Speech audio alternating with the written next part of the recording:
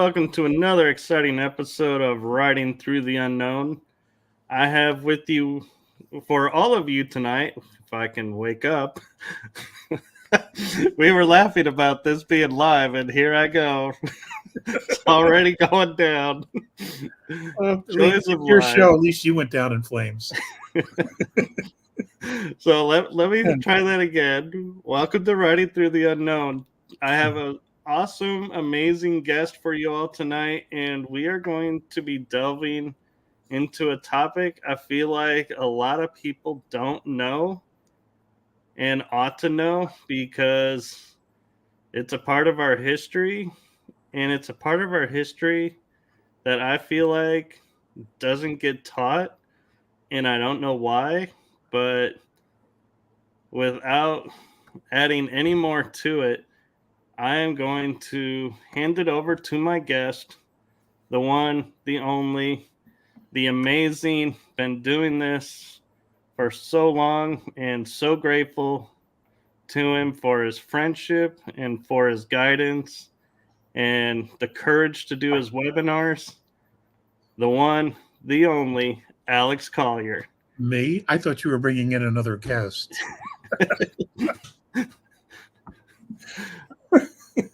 I don't think the web could hold another guest with you on. Oh, that's not. Thank you. Hey, your intro was awesome. I wish we had something like that.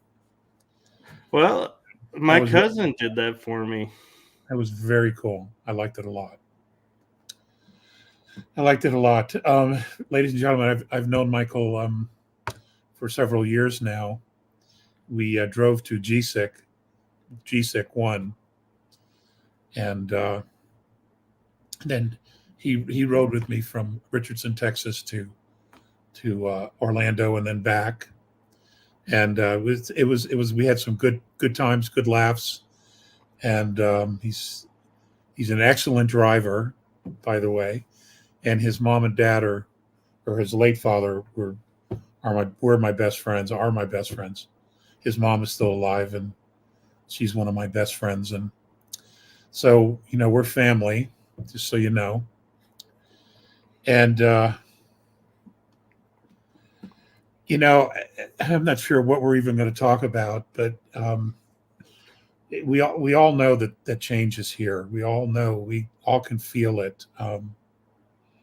We can all sense this shift that's occurring, and it's extraordinary, really. And what makes it extraordinary is that we are going to be much deeper, more expanded physical and spiritual beings on this planet. And we will be as we continue to ride it into fourth and then into fifth. And it's really extraordinary to see people begin this process and go through this process, because every single person has a different journey. And the more you get to know them, you can see them, begin this process, and they begin the questioning, and they begin the voluntary introspection. They begin to question everything that they've known or what they believe and what they feel and what they think. And what's extraordinary about that is that it's soulful questioning. It is soulful searching,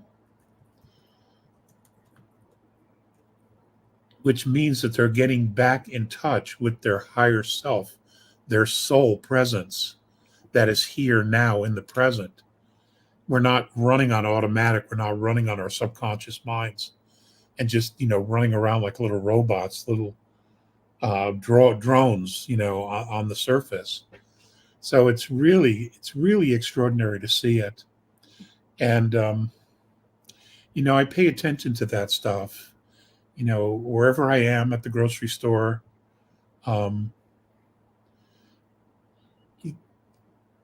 When I move into a grocery store, okay, or auto parts, I will stop at the door and I will just project myself. I want to know what's there, who's there, what does it feel like, what energy comes back to me.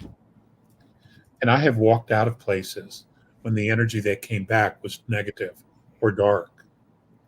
I was just like, I just go out the door. Um,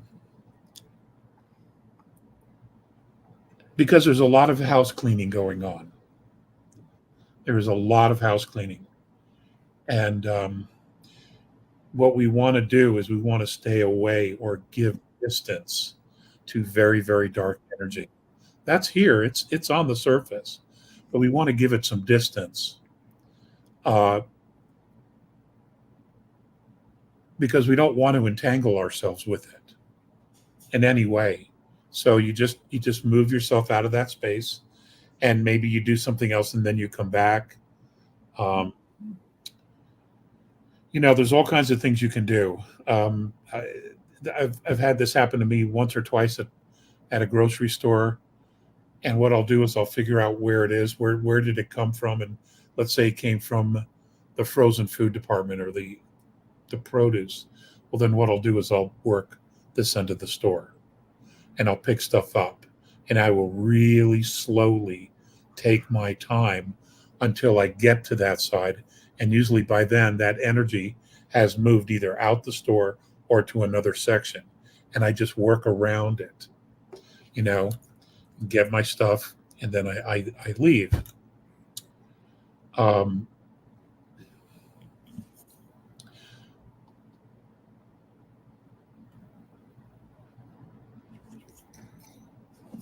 because they're all reacting to the energy. They're all reacting to our energy because we're in the same field. And for those of us who are awake, those of us who are open, we're absorbing the energy, we're absorbing the light. And subtle as it might be, we're all being empowered by spirit to expand ourselves, to understand, and to realize how much more there is of us. And they, on the other side, have got this entire matrix, this program that they're not deserving. They have chosen the dark side, or they've chosen a negative field. And if they can draw energy off of someone, typically in the form of anger, they will do so. Right, because they feed off of that. You don't want to engage in that at all. That's negative field. You don't want to engage with that, and there's a lot of that happening right now. I bring it up because of the issues we have in Colorado with the Venezuelan gangs that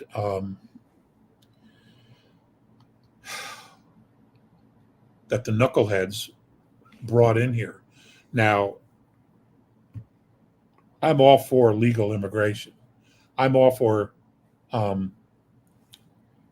people genuinely needing a place to live that want to become part of a society.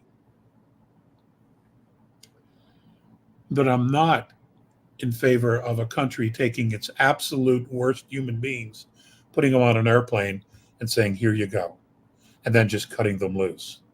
To me, that's just insanity. And there's a lot of that here. And Right, I agree. And it's like if you're fleeing this country because you don't like how you're being treated there, why do you want to take and go to another country and make that country into what you left? It doesn't make any sense. it's crazy making. That's what it is. It's crazy making. It's exactly right. You want to, you were in prison there for doing what you were doing. Here you get a fresh start in a very different country, a very open country, a country that talks a lot about freedom. And many people actually hold that belief that we are free, that you can move without papers, you can go from job to job if you want, you can go back to school and get college degrees, get better work. You literally can become anything you want. And you choose to be a thug. I mean, it's just like, and the United States is a very, very well armed country. So we won't take this shit for long. That's for sure. Um, we would prefer the authorities take care of it and own it because they're the ones who brought this here in the first place. But it's it's sad as if we don't have enough trouble. I mean, we're already dealing with corruption in government on a massive scale. Right. And a lot of the states have forgotten the Constitution set up to where we have states' rights and federal rights. In Texas, I am so proud of the governor. I don't like everything he does, but he stood up, and when they said, "We're not finishing the wall," he said, "The hell with you. We are finishing the wall. We have that right as a state, and we will secure our border as our state right," and stood up and said no to the government's failed policy. And so I wish a lot of the other border states would remember that they have those rights as well, and follow the lead of Texas and other states that are saying no. I don't know what it is. They take an oath of office, but then something happens. They probably run with the best of intentions, and then something happens, and they flip. They become compromised. They're on the payroll.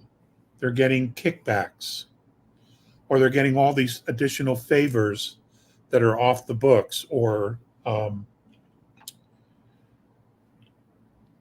accumulating so that when they leave office, they get all these things for following a specific program of policies that lead to the destruction of individual liberties and rights. And what absolutely blows me away, Michael, is that they're undoing their own rights as well.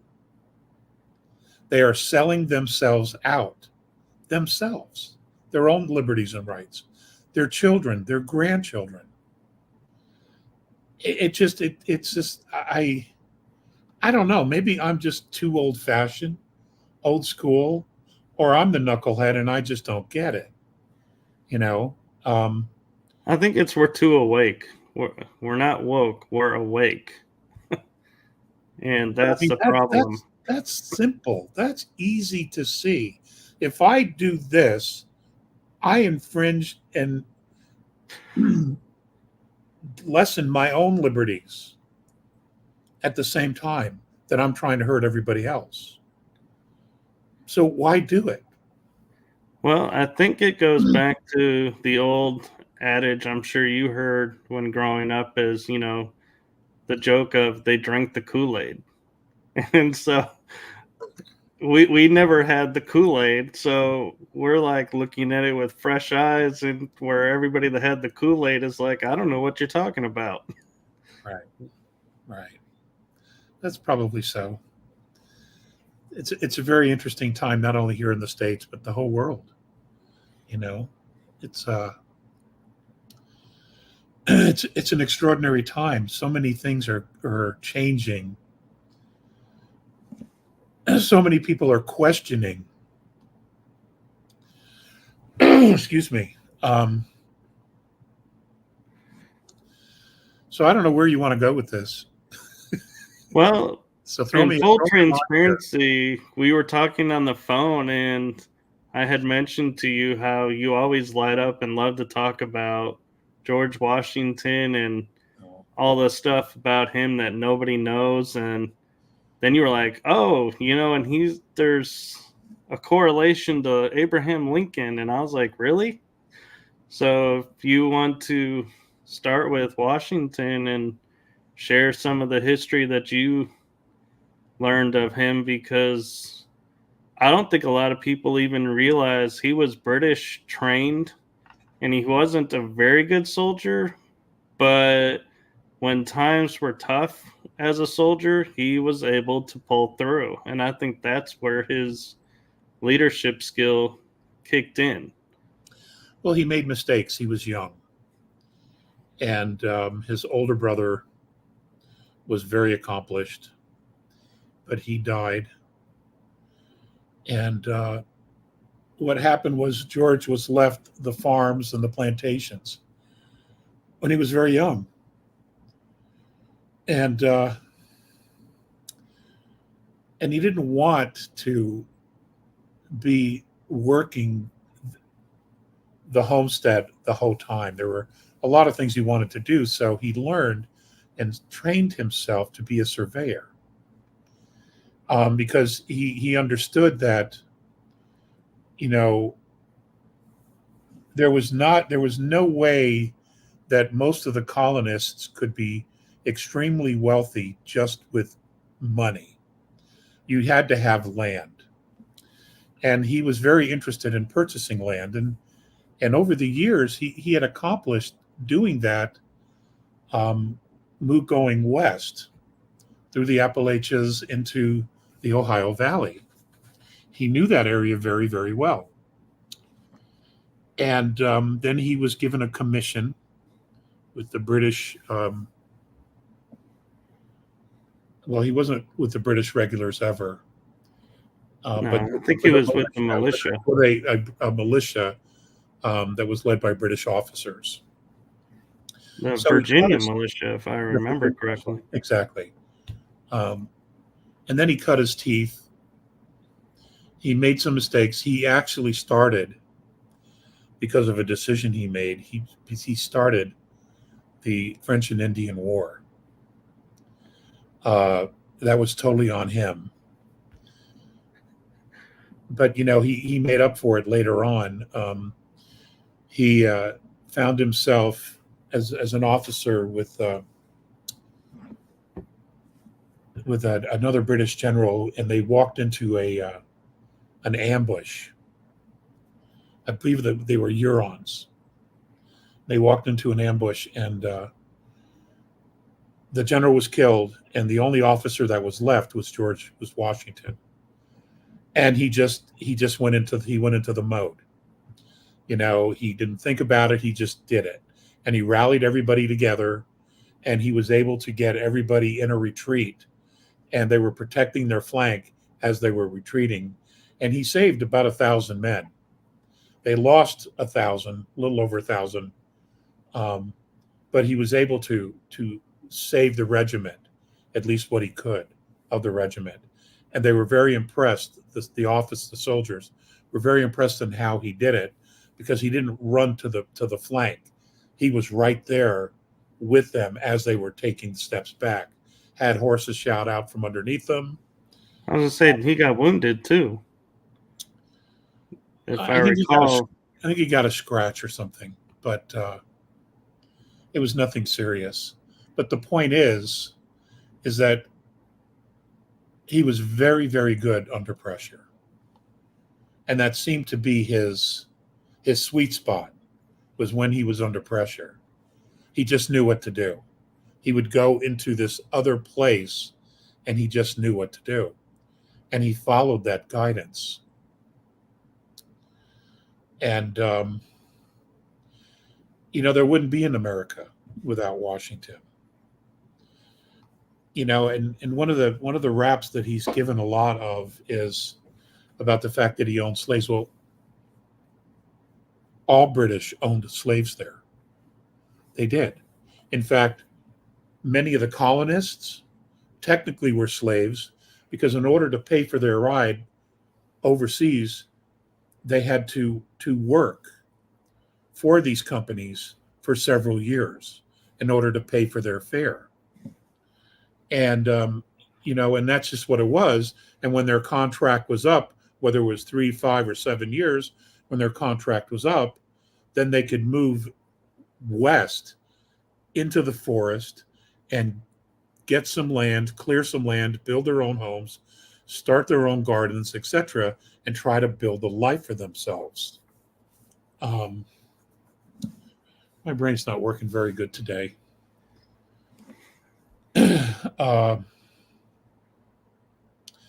So it was a form of servitude. Well, and one of the things that was unique about George was also is on his deathbed, he signed a piece of paper that all his slaves were set free. He wanted to do it earlier. He wanted to do it earlier. He wanted to do it during the Revolutionary War, but British law prohibited it. Right. And they were still under British law. So it prohibited them just releasing their slaves because they were a commodity. Now, you know, this is the parts of history that have just been erased or written out of the textbooks. All the founding fathers wanted to do it. And after they signed the Constitution and the government was actually in place, they approached this one more time. And for Georgia, South Carolina, and Alabama said that they were going to secede from the Union if they were forced to free their slaves. So it was agreed upon that they would revisit this every 20 years. That was the agreement. And then another 20 years came around, and then we're looking at the War of 1812, 1814. Then there was nothing for a very long period of time until the 1850s, when slavery began to spread along the Southeast into Texas, and then Missouri, and then Kansas. They were talking Oklahoma. They were talking about slavery, and that's when the decision was made. Look, we have to do something about this. We can't be half free and half slave. That's never going to work. And it just so happened that the guy who was available, who was there to take on this task, was Abraham Lincoln. He didn't necessarily, well, when he was younger, he didn't really much care about the slavery issue, even though he knew a lot of black slaves because he was in Illinois. He would see them on the barges going up and down the Mississippi. He'd see them being sold. He saw them being completely mistreated. And all of that. But when he became president, he realized that this was a much, much bigger issue. That there wasn't going to be a country. Now, and he also realized that the money that was being funneled into the South to expand was British money. It was coming from the Rothschild banks of Britain. So the British were funneling money to the South in order to create this division between the North and the South. And I don't know that the British bankers ever really thought that the North would say, okay, that's it. We're done. We've had enough. And they decided that they were going to stop this. They were going to take an action to end slavery, or at least the expansion of slavery. Well, it turned out that because of all the money involved in owning slaves, that they had to just end slavery. There wasn't going to be a compromise, ever. So, and Lincoln talked a lot about the founding fathers and how cruel slavery was. And, you know, slavery was known all over the world, even then. And still, in fact, we still have it now. We have it in China. We have it in Asia. We have it. We have slave markets in Morocco to this day. And it isn't just black. It's all shades of color that are being sold. Uh, and I don't hear anybody bitching about that. You know, um, so we still have a lot of issues here. It's just like so many other things. There's this narrative that's covering all of these dark secrets, and they have us all conditioned to just look at the narrative, follow the narrative. Whether it's TV or movies or music, whatever it is, they've figured out a way to really keep us distracted because we don't see these little things that have been going on: child trafficking, human trafficking, organ harvesting, uh, slavery, narcotics, drugs, all these things. We know about them, we hear about them, but we have no idea how they're actually being used around the world to undermine humanity. Because we're too busy surviving, we're too busy doing other things to actually realize that these things erode the foundation of our humanity.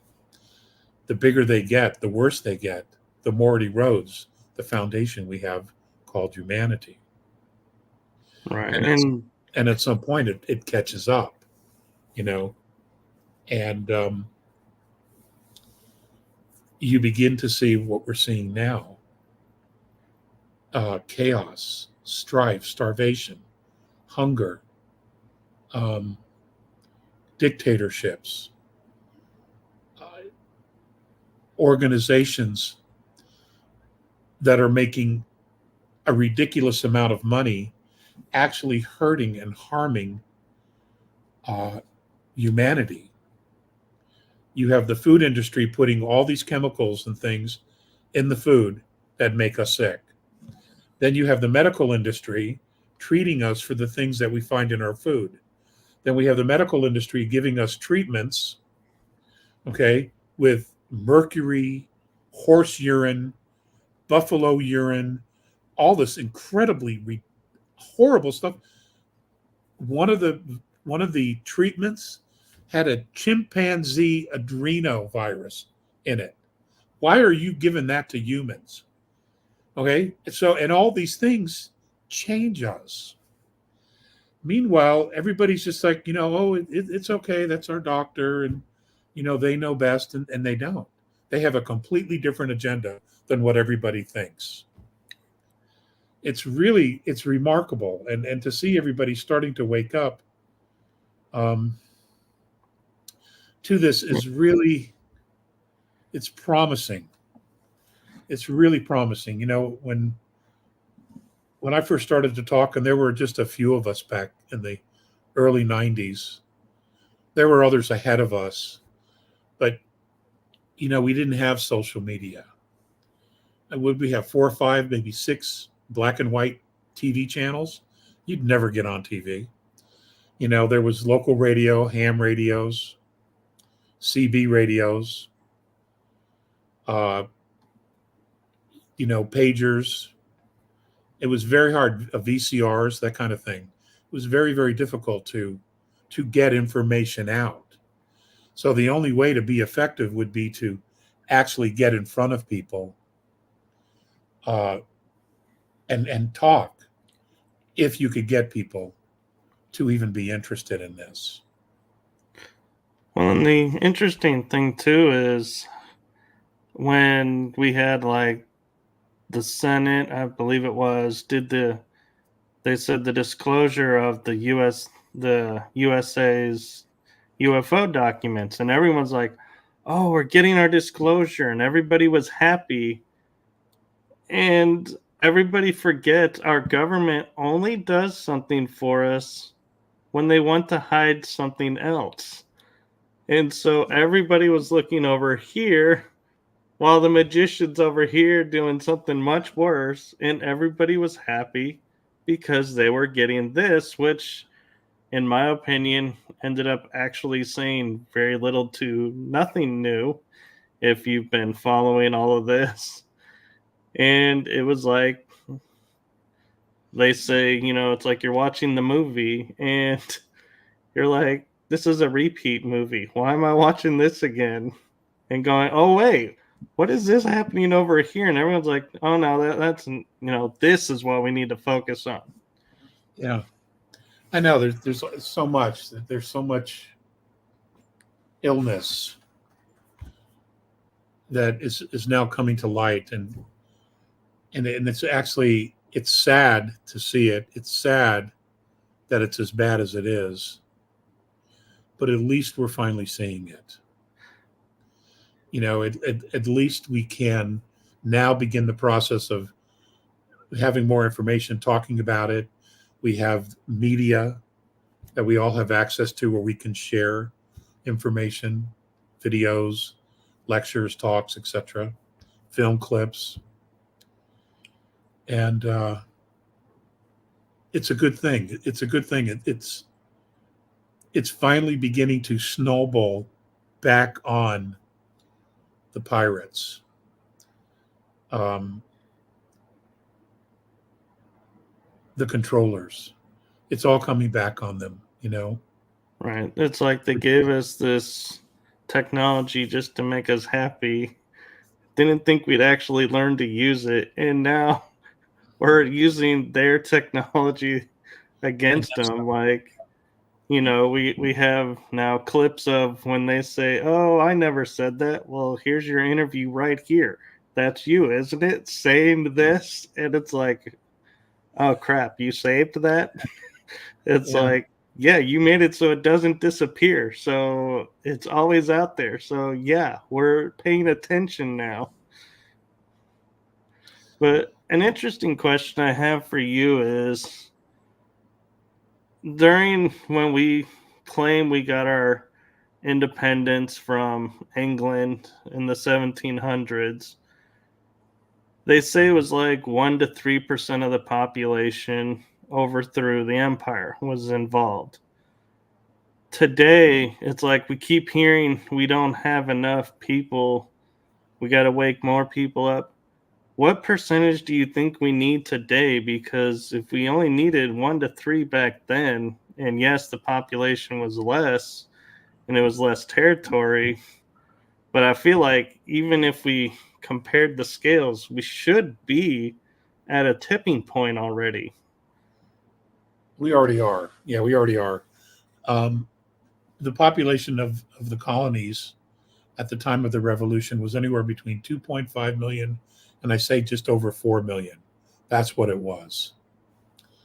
And they didn't count the indigenous people, obviously, but that's what it was. And yeah, it was roughly a very small percentage, but that small percentage were true believers, and they devoted themselves to the cause of an independent nation, a constitutional republic. And it's interesting, the first Declaration of Independence, or the idea of the Declaration of Independence, the ideas in the Declaration of Independence, were not written by Jefferson. There was a group of Irishmen in, I believe it was Tennessee, that wrote the very first document declaring their freedom from Britain. Oh my God, it just slips my mind right here at the moment. But it started the fire. Okay, that lit the bush. Jefferson lit the forest on fire, and then Thomas Paine made it clearly obvious to everybody with his writings. How can an island control a continent? Right. That was the big one. And he was very deliberate in pointing out the sins of the monarchies. And because so many people were indentured servitude, they were just trying to live, fight the winters and disease, excuse me, in order to get through their years of indentured servitude so that they could be free and go into the wilderness and start their own. So, they forgot about it, didn't pay attention to it. And, what a lot of people don't realize or just fail to remember is that our government, the original Constitution, was designed for the people to rule. The government was subservient to the will of the people. It's the only one that's ever been like that. That has never happened in human history before.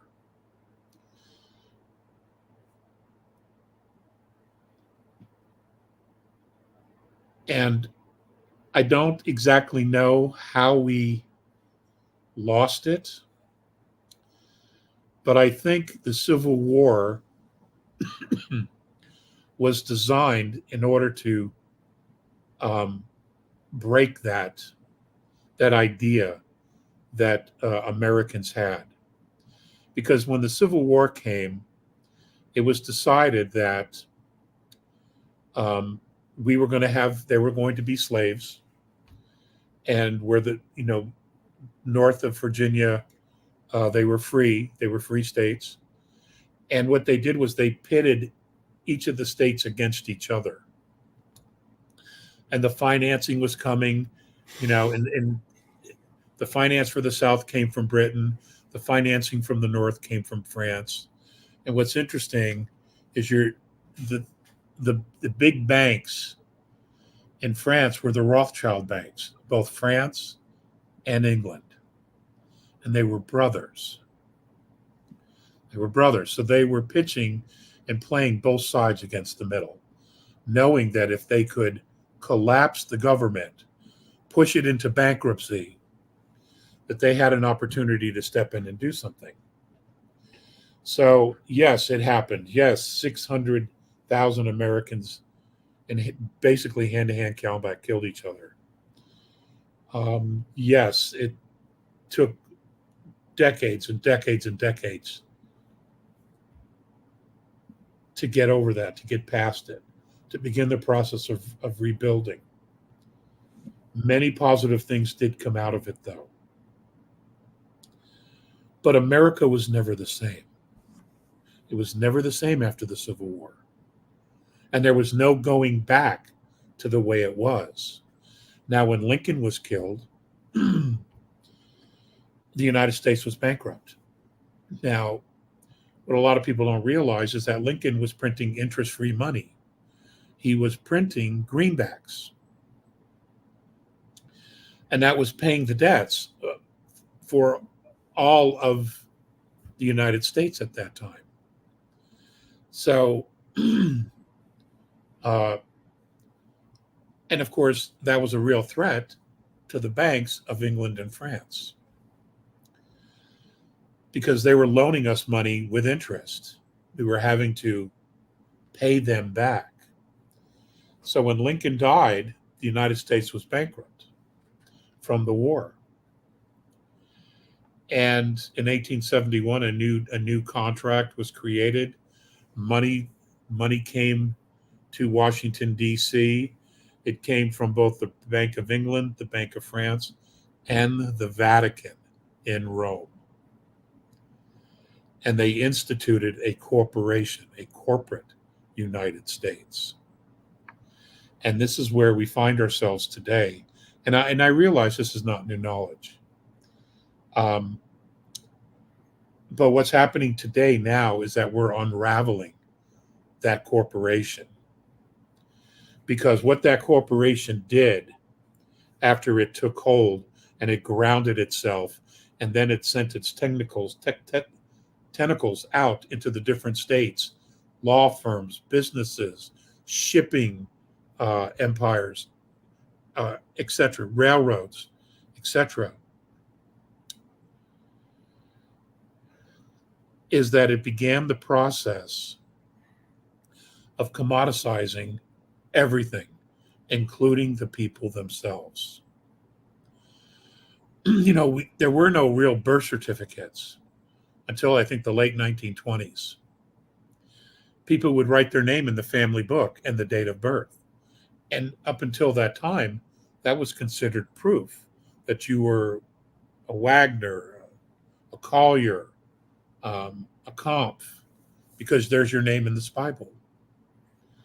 But what happened was when they started doing birth certificates, we became commodities. We became property. Our life, our inheritance, everything became property. And they used us to essentially finance whatever they wanted. And they were very clever in the way they did it. Very, very clever.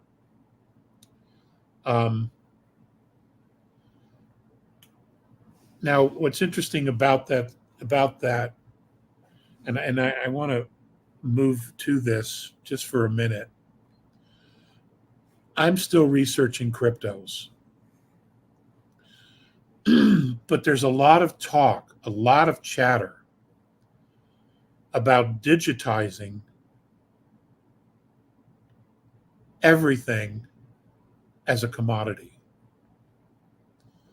Our homes, our cars, our motorcycles. They want everything to be registered. And I'm watching this because I'm not exactly sure if people see this. It's like, it's not the same old system because we found out about that. We've discovered that. But now this is a new system that has many possibilities to create a lot of wealth for everyone, end starvation. But at the same time, who ultimately owes those digital commodities? Do we? Does a bank? Does the government? Does the treasury? Does the crown? Who actually owns? See, that's the piece I have not found out yet.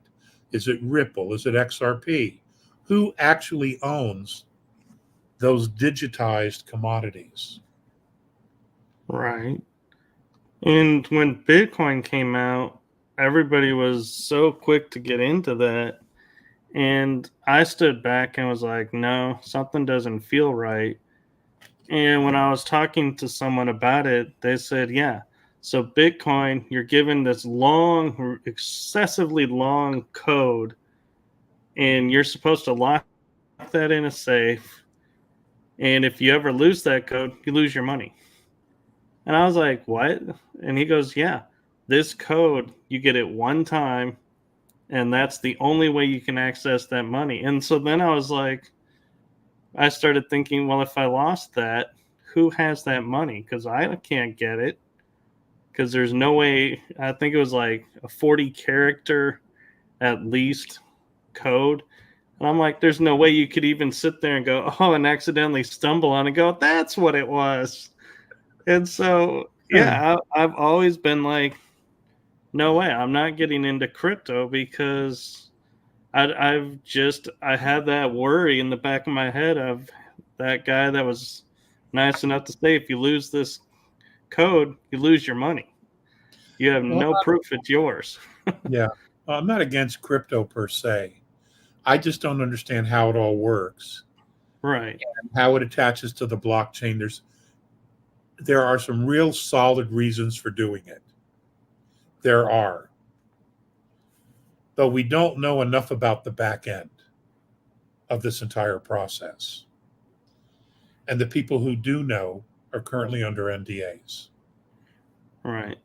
It's like if you remember the movie Patriot with Mel Gibson, Yeah. where he stands up before they really started the war and he goes, tell me, why should I trade one tyrant For another. 3,000 miles away for 1,000 tyrants 1 mile away? And it's like, and I start to think about that when we go into the currency. It's like we're sitting here going, we have a system where there's an elite group that controls all this. We barely know who's really doing what. And we're going to this system where we don't know. So why should I trade the enemy that I know a little bit about for an enemy I know nothing about and say, yes, I trust you to do this? I don't know. I don't know, Michael. I have to admit that, even though I have all these questions, I'm extremely optimistic about the change and about the future, because an educated and awake populace cannot be enslaved. What'll happen is we will at some point see through. If the system isn't bona fide, if it isn't legit, at some point we will see through it. And because I don't know that we're ever going to go to sleep again after all this is said and done. Right. I just don't see us going back to sleep. I don't see them putting us to sleep. And the A's have said that this would be absolutely the last financial system we would need, that we would be using. So, that's something. That means that we move on to where the real value is us ourselves, and it's recognized by everyone. Right. And one of the things I find funny is everybody goes, we want the Star Trek utopia where there is no currency. And I actually was watching an episode the other day and I was like, wait a minute, there is a currency in Star Trek. The gold pressed latinum that everybody's wanting. I'm like, that's currency. So when we say, oh, we want the Star Trek future where there's no currency, I'm like, there actually is a currency there. It's not a system where every month we go, okay, here's your paycheck for doing your job on the ship. Thank you. Yeah, it is. It's a crazy system. It is. The ultimate question, the ultimate currency is time. Because whatever time we spend that we use, we can never get back. So in my mind, that's always been the ultimate currency, is our time, because, we have a lifespan. And then that's it, that lifespan, whatever we've accomplished, whatever we've left behind, whatever we've done with the time here, at some point it ends and we can't go back to it. The other is, a very simple idea that was dumped on me, which has kept me up nights for decades, is why do you have to pay to live on a planet you were born on? I have to say, when you mentioned that, I actually have used that on interviews and saying, when they say, well, what future are you looking for? I'm like, well, let's just look at the fact of we don't go out into space. Like, we're not allowed to go out in mass numbers because we're the only culture that pays to live on the planet we live on willingly. And no star beings, nobody else understands this. And it's like, yeah, I can see why they would be like, yeah, let's put a shield on this planet to keep that there because we don't need that out here. Let's tuck them away because we don't want to give anybody else the idea, Yeah. Oh my God. But I love when you said that, and I was like, I've used that, and I thank you for that because, yeah, it's a great way of waking people up and going, yes, you realize you're born, you go to work, you die, paying to live on a planet you naturally were born on. You weren't created here, so you don't owe anybody anything. You had a sovereign divine right to be here, and you decided, okay, here's my check to be here. Right. And it's just like, well, who are you paying? Who are we paying? And why are we paying them? You know? And what's interesting is that when you really break it down, the wealth eventually goes to the same people who are um, creating the wealth out of thin air.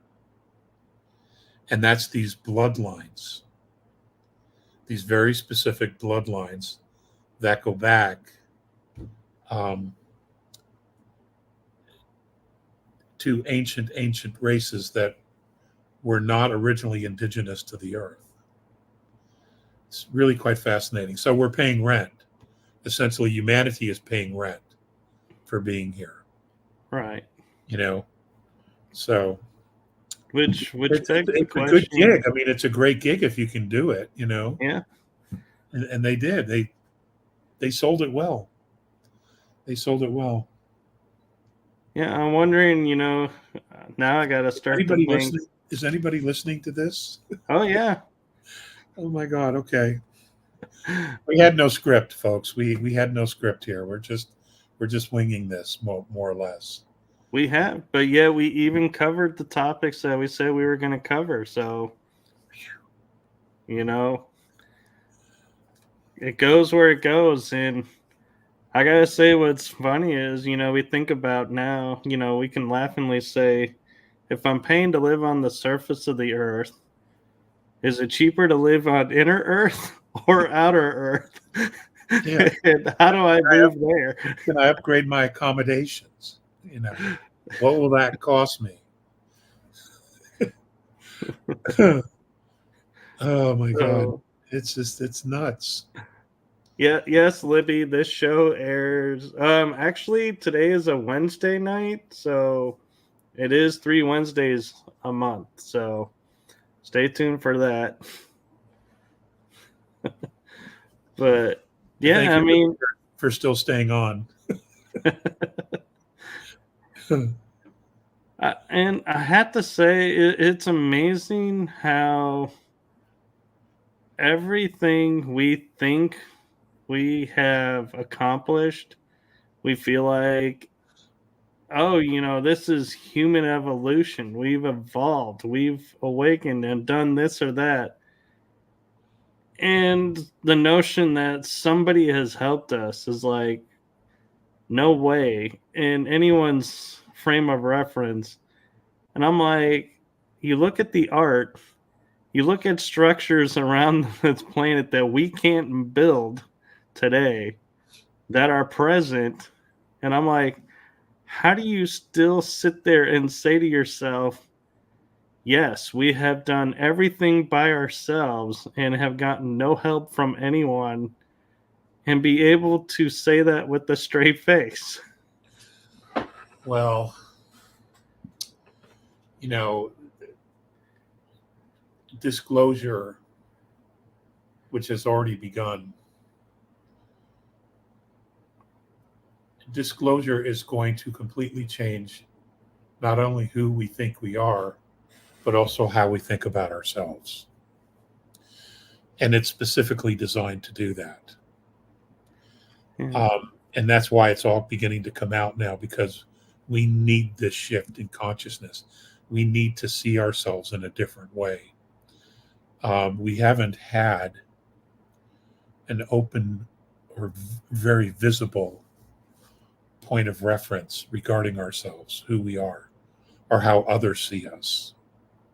We haven't had that. Right. Um, and this will begin to get us to begin, this will get us to ask all the right questions about our past, about who we are, our genetics. Why do we have so many different races? Why are there so many different body types? If we came from the same couple as we've been spoon fed, all right? None of that makes sense. Um, and what we'll find out is that we're the eighth civilization to inhabit this planet. We're the eighth. There were previous civilizations before us. And a lot of the ruins are those previous civilizations. In some cases, they were more advanced than we were today. And as advanced as we are today, we can't move these stones 60-ton, 80-ton, 100-ton stones that are Right. the foundational pieces of pyramids. We can't lift them up to stack them either. We cannot replicate some of this ancient technology that we find. Um, and, more and more, there's an entire huge area of Antarctica that's all pyramids. Now, there's no way the Hebrews went down there and built those for the Pharaoh. We have the Black Pyramid in Alaska. Have any of you looked that one up? The Black Pyramid of Alaska? There's no way the Hebrews built that for the Egyptians. Okay? And there's pyramids all over the Pyramid of the Sun in Bosnia. Nobody wants to talk about that. That's bigger than Giza. Right. And it's actually still working. It's pumping out frequency, which is absolutely measurable. And the dates on that is 12, 13,000. Could be higher, could be lower. It's definitely older. So, and trying to get any information about the pyramid in Alaska or even Antarctica right now is like next to impossible. Well, and even talking about Egypt, I have a history degree, studied history, went to Egypt, and I totally was going, okay, we're going to see the three great pyramids of Giza Plateau because that's what all the books show. And I get there, and there's 9 pyramids there. And there's smaller pyramids there. And I'm like, wait, where did those come from? And they're like, oh, they've always been there. It's just the history books take the pictures at this angle. So you see the 3 with the open desert and think that's all there is. And it's like, Yeah. wait a minute. That's the narrative. That's the narrative. Okay. Yeah. You cannot deviate. You have to stay within the program. Okay. Don't drop a hand. No. Keep it up there. You got to just see what we want you to see. That's it. Just focus on that. And even on top of that is at the foot of the pyramids is the Great Sphinx. And they say, well, the Great Sphinx is in Cairo. The pyramids are on Giza Plateau. So you're thinking they're far apart. They're like feet apart. Yeah. It's fascinating. There's so many wonders. The discoveries in the Grand Canyon, the discoveries, the Iowa,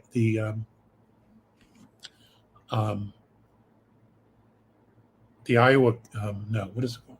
The Davenport calendar, or the Davenport stone, which records an event that happened in 26 BC in the area we now know as Davenport, Iowa. And it was Libyans, Egyptians, and I want to say maybe Phoenicians. Phoenicians knew about the Mississippi, so I would say they'd be there. Well, they all knew. Alexander the Great was given maps from the Library of Alexandria, okay, that had the entire world mapped out, including all the coastlines. And those maps were then given to Admiral Perry Reese to create the Perry Reese map. And Admiral Reese makes notations on the back of the original map that he got these maps that were from Alexander the Great's, one of his generals, to use to create this map, and that he was given a backstory to him by the Library of Alexandria. So we have no idea how actually old. So everybody knew, everybody knew. You have copper tools, copper utensils that have been dug up all over the Middle East and Europe. And metals have a DNA. Many of those metals, of these copper instruments that they have found, bowls and spoons and et cetera, et cetera. They trace the DNA back to across the ocean to a copper mine that is now presently still in the state of Indiana. And these things are thousands of years old. So everything we've been told about our past is just garbage. It's just garbage. The Nazca Plains, the Nazca Lines, who would have built those if it weren't for people flying in the sky? Exactly. Right?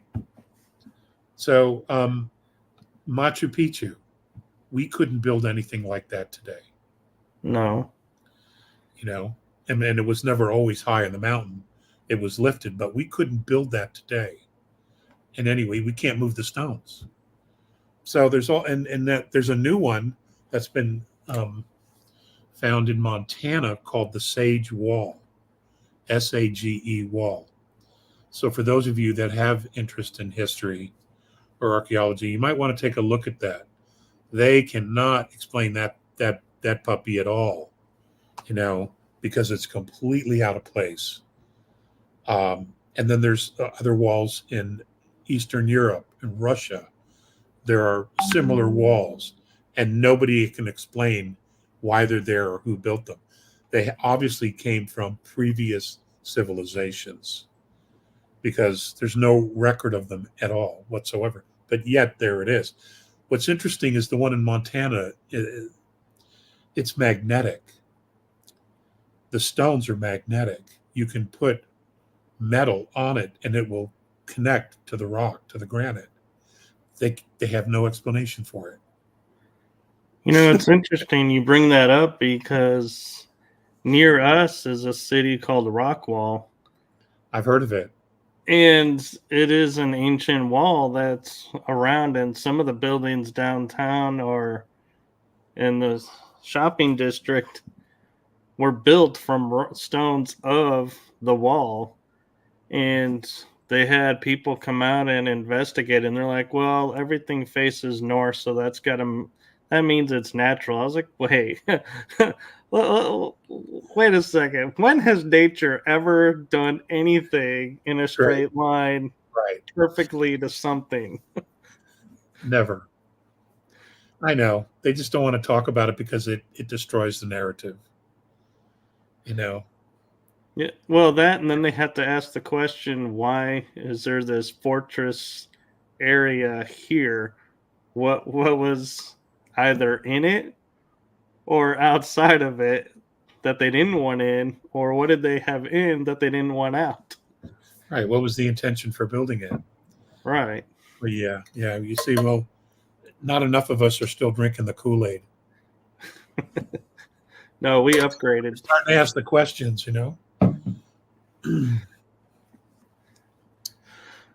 Oh, man. This is going to be so much fun. It is. Yeah. It is. It's actually going to be fun. But at the same time, a lot of people are going to go through shock, maybe some forms of post-traumatic stress, because they're going to realize that, you know, everything that they've been taught, who they really think they are, they're going to find out that that's not who they are. Especially many people who, the scholars, the professors, the intellects, you know, they've gotten all these degrees and they've got all this education, and what they're going to find out is that pretty much all the years they dedicated to the schooling and the studying and getting these degrees and everything that they've been teaching everyone else, a significant percentage of it is just wrong. It's just wrong. Right. And Edward brought up a thing about having history hidden to control us, along with having our DNA turned off. And it reminded me that they're now saying, like, we have, I think, is it 12 strands of DNA, but we're only a double helix system. There's junk DNA, they call it. And people are okay with that. I'm like, wait a minute. You're telling me God's built us these highly advanced machines and just randomly decided, oh, well, we only need 2 strands, but we'll put 12 in just in case. And, and everyone's like, I agree. That explains it. It's junk DNA. I'm like, no, there is Okay, no well, junk in us. that's what happened was as they were manufacturing our physical form, creating our physical form, whatever hit the floor, they swept up, you know, and then they didn't know what to do with it. There was no trash can, so they're like, well, let's just put it in here, and they just Yeah, dumped it into the mix. You know, I know it sounds crazy, doesn't it? it So does. And it's even more crazy to me that people bought it and were like, okay, and never questioned any more of why we have 10 more strands of DNA in our system. I don't know. Just sounds to me like we were over engineered. I know. And that's the other thing about the medical field is you're like, well, one kidney's failed. You only need one. I'm like, why were we born with two if we only need one? It's like, I don't think we have redundancy systems built into us. So stop taking things out and saying we don't need them because I have a feeling we do. It's about money. It's about harvesting. You know, I don't even want to go down there. That road is so dark. Oh, yeah. The medical, what's happening. I mean, there's a lot of really great doctors, there's wonderful nurses, trauma surgeons, emergency room doctors are the best there is.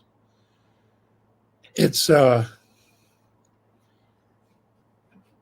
when you get past that, it gets very sketchy. Sadly, it can get very, very sketchy. Right.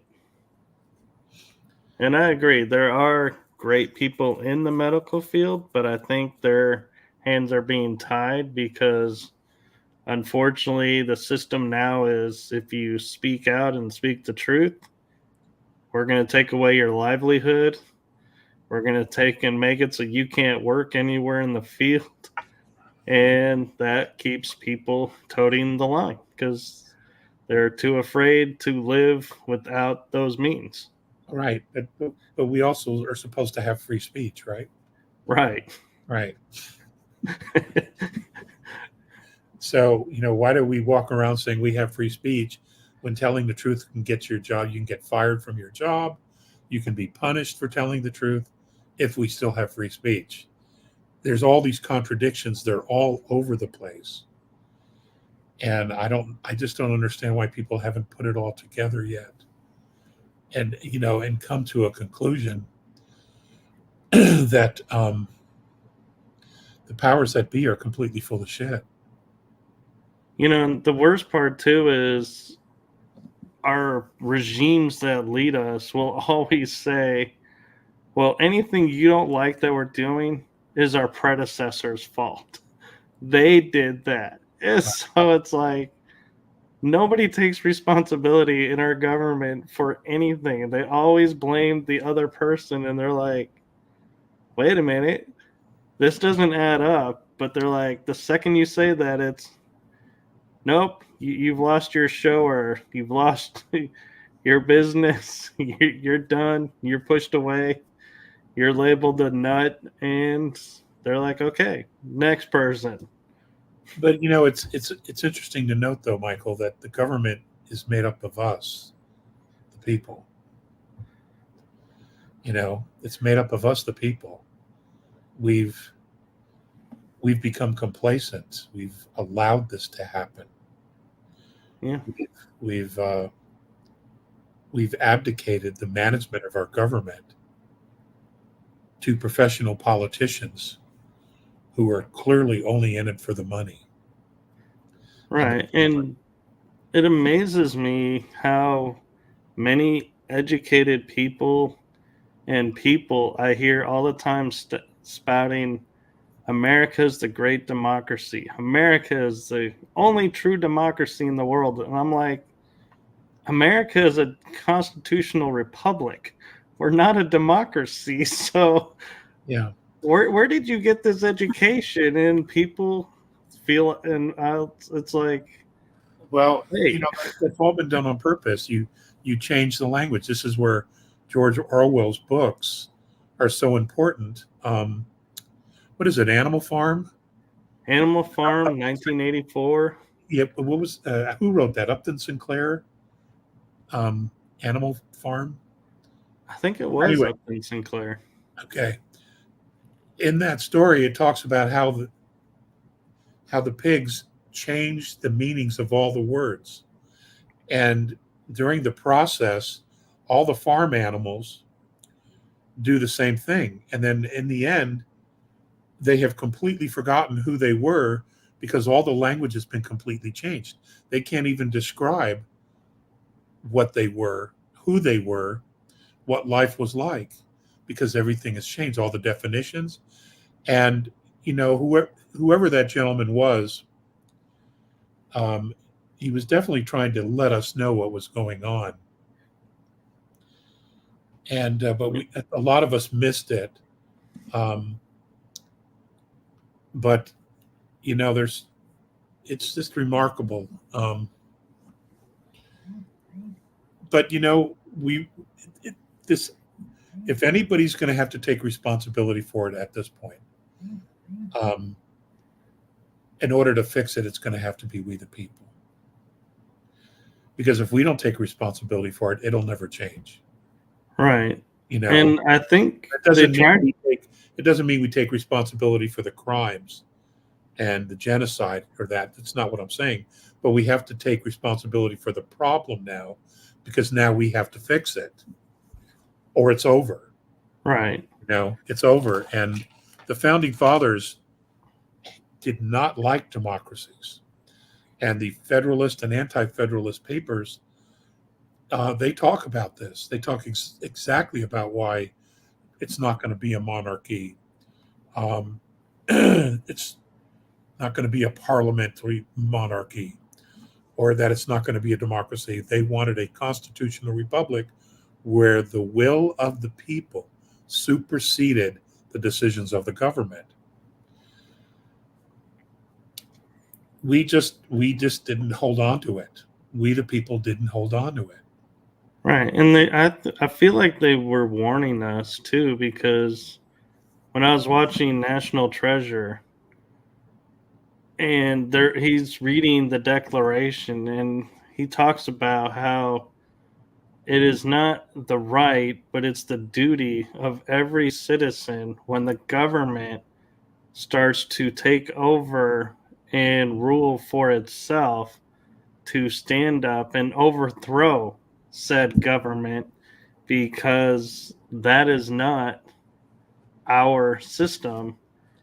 And they even commented that nobody talks like this. Nobody even really pays attention to what that means. Well, the actual language was throw off that government. Right.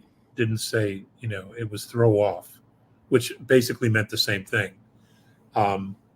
And of course, Benjamin Franklin's famous quote, Mr. Franklin, after everybody agreed on the Constitution, Mr. Franklin, what kind of government do we have? And he said, a constitutional republic, madam, if you can keep it.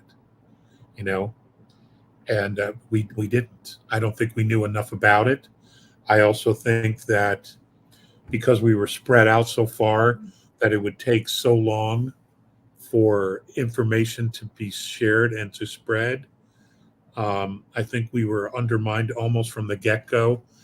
There's a lot of things about Andrew Jackson that he's given credit for kicking out the bankers, the foreign bankers out of the United States, which is true.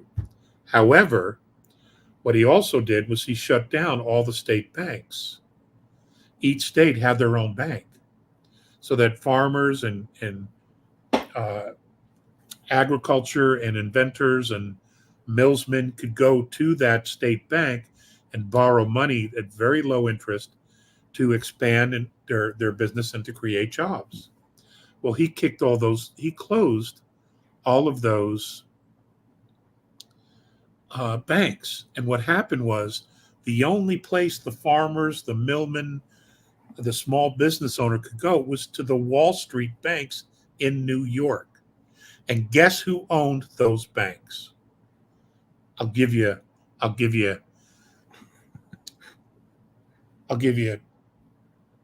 three guesses and we won't count the first two. Who owned those banks? I have a feeling it starts with an R and ends with a D. They were owned by Europeans. That's where all the money was. It was the Europeans, because we were a brand new country. And we were still working out the money. We were still trying to pay off debts from the Revolutionary War. So, and expand. So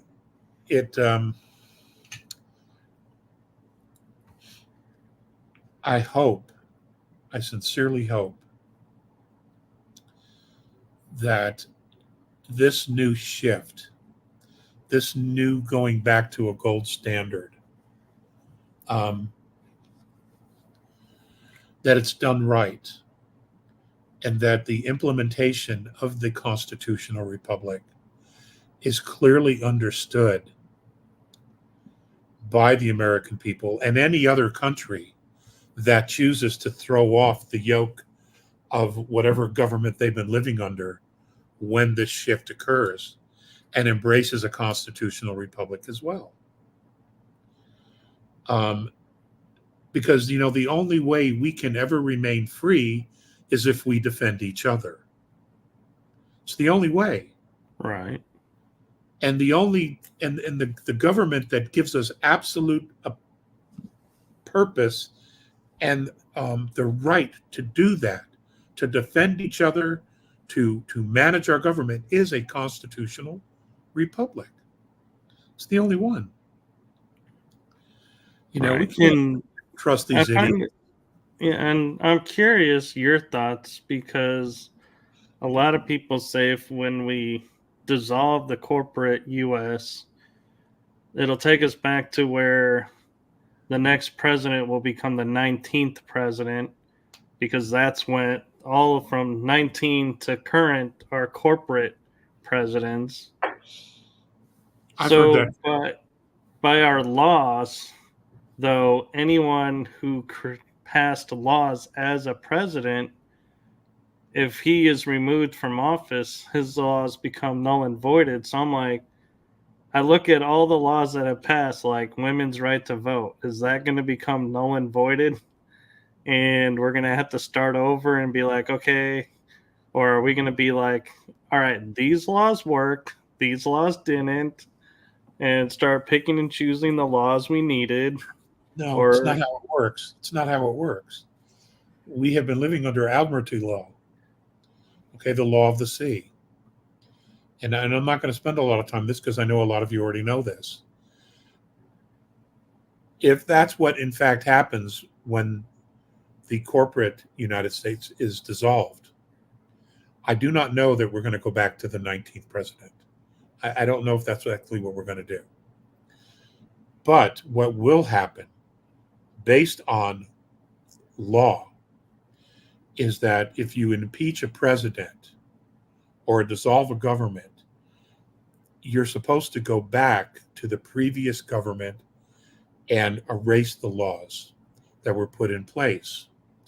Now, a constitutional republic was common law. Common law. There's lots of books. It was taught for decades. Okay? And it was practiced all across the United States at one time. Admiralty law is a completely different animal. So what's going to happen is we're probably going to go back to common law, but we're going to have to reenact laws. We're going to have to reestablish a Congress, a Senate, some form of government, Each state is going to have to go through the exact same process, because what have they been practicing? What kind of law? Admiralty law. They've been doing it the same way. They just mimicked whatever the Fed was doing.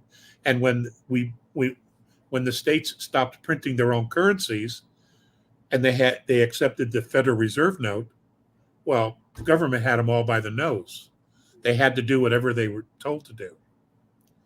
And they just implemented those same systems. All those systems have to go or be radically changed to actually service the people, the residents of the United States. It's a huge undertaking.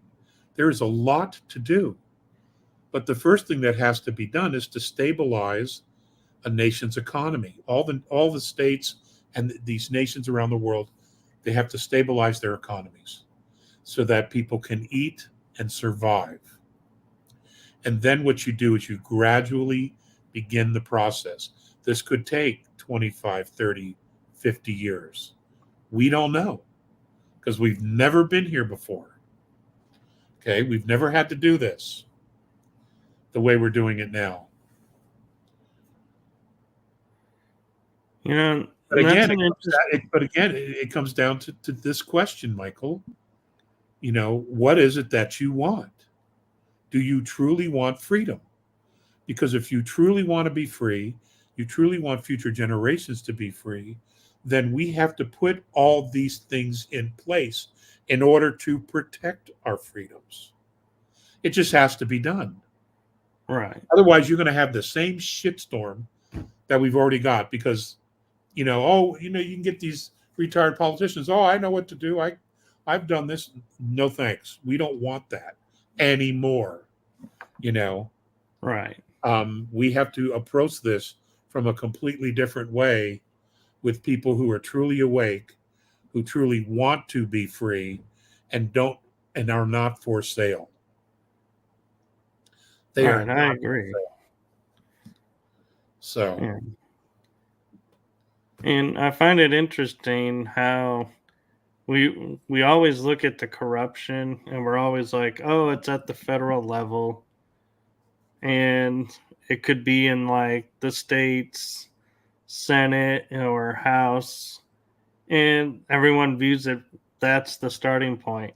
And I'm like, no, we're starting to see it's even in cities. And it's like, my God, where does it start to go? Like, it's like a hydra. It's like when you get one head, there are so many more, and it's like, how do you find the original head? And look at the hydra feeds off of the host. We're the host.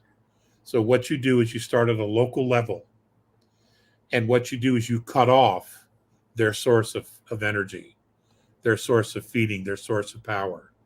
Okay, you cut off and locally you begin the process of moving back to a constitutional republic, common law. And eventually what will happen is the government will collapse because the government can't stand on its own. It has to feed from us. It has to feed from the people. All right? That's why they did what they did. We're the government. We make up the government. There is no government without people in it. It's just a name. Right. So. And I'm kind of curious your take on, because I remember reading that the government seized the Federal Reserve and changed it from .com or .org to a .gov system. But then we hear, oh no, the Federal Reserve is still independent. So did we in fact take over the reserve and bring it into the government, or is it still independent? Okay. The original government was formed creating branches of government. Each one was supposed to act independently. The Justice Department, the executive branch, the military branch, Treasury, they were all meant to act independently. The United States Treasury um, had stipulations in the original Federal Reserve contract. The Fed, the Federal Reserve, failed on some of those stipulations. And very, very quietly, the process began of implementing and absorbing the Federal Reserve into the United States Treasury. Now, it's still a corporation that'll be dissolved, but what they needed to do was to absorb it so that we knew where all the money went, where all the accounts are. Okay, we needed to know what the real number was. What are the assets that the Fed has? What assets did it have and it sold? Where are those assets now today? Okay, so that when you roll this whole thing back, everything that's been stolen from the United States will come back to the United States. And the Fed was the mother of all of that. Okay, the Fed Okay. was the mother of that because everything was collateral, including us, to the Fed. Okay. Okay. I'd love to talk more about this, but we are actually approaching an hour and a half. Yeah. Yeah. I'm ready to go to And yeah, and I'm sure Merlin's wanting attention. bed. Well, yeah, he's breaking wind. So, real quick, what is coming up for Alex Collier? And you want to promote your webinars? I have a webinar this Friday. Um, we do one every Friday. We do have a special one coming up, though. That's going to be October 15th. And you guys are hearing it first. I'm going to be interviewing David Icke on October 15th, which is a Tuesday, because that's the only time slot he has available. And David and I got started roughly around the same time. And back in the day, we lectured at some of the old conferences, the Whole Life Expos, and some of the other expos that were out. And they don't exist anymore. But we both cut our teeth there, and we've sat on some panels together back in the day, in the '90s. So this will be fun, not so much to reminisce, but to share notes and have a really good chin waggle about everything that's going on today. So, and he's a fascinating man. He has done so much to contribute to the awakening of not only Europe but United States as well. Hell, he was so good he got banned from Canada. You know, my hats off to you, David. I know that's hard to do. So anyway, so that's October 15th. Hopefully y'all can make it. We'd love to see you there. Um, anyway, so that's what we have, and we have George Lewis coming up as well, and working on some other folks too. So it's a process, and we're all in this together, ladies and gentlemen. We are, and we all have to look out for each other. Whether we know each other or not, we still have to look out for each other because we've nearly lost our country, we've nearly lost our civilization, and we nearly lost our lives because these guys, these beings who chose to write laws like Agenda 21, Agenda 2030, Agenda 2050, where they literally were going to genocide 95% of the planet. That's us. We just don't let that go. We just never, ever let that go. So we have no choice but to defend each other and watch out for each other because these people are certifiably crazy. So, Michael, thank you so much for having me on your show again, and I hope I don't hurt your ratings. Oh, actually, I've been watching, and You I don't. know you often You don't need wonder, to. and You don't need to go there. no, And I get a lot of compliments for you. A lot of people enjoy hearing you talk. I must be the only one who doesn't.